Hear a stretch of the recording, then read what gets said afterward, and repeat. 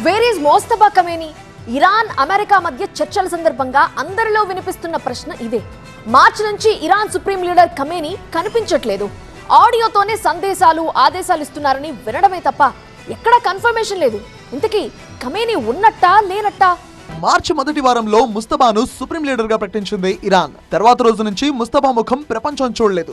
ఏవో కొన్ని ఫోటోలు తప్ప అతని పూర్తి రూపం స్వరూపం ఇప్పటి వరకు ఇరాన్ మీడియా బయటపెట్టలేదు.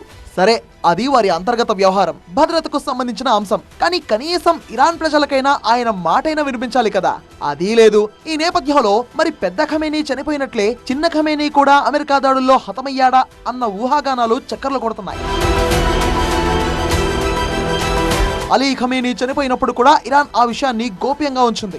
అమెరికా నిర్ధారించిన తర్వాత కూడా ఇరాన్ తన లీడర్ మృతిపై త్వరగా స్పందించలేదు. కొంత గోప్యత పాటించాక నెమ్మదిగా అలీ ఖమేనీ చనిపోయినట్టు ప్రకటించింది. ఇప్పుడు ముస్తఫా విషయంలోనూ ఇరాన్ అలాంటి సీక్రెటే మెయింటైన్ చేస్తోందా అన్న అనుమానాలు బలపడుతున్నాయి. గత నెల రోజులుగా ముస్తఫా ఖమేనీపై అనేక రూమర్స్ సోషల్ మీడియాలో చక్కర్లు కొడుతున్నాయి.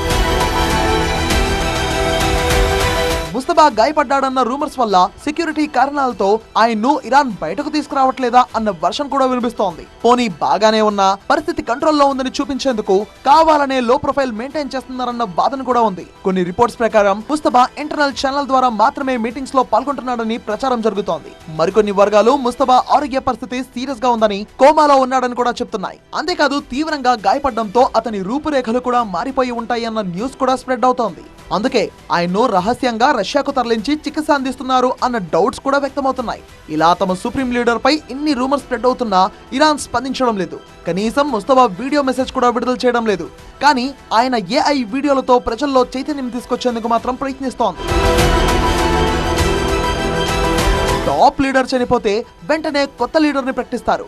గాయపడితే క్లియర్ గా ఏం జరిగిందో పబ్లిక్ చేస్తారు. కానీ ఇరాన్ లో ఇందుకు భిన్నం. ఎందుకంటే అక్కడ అధికారిక వ్యవస్థ భిన్నం.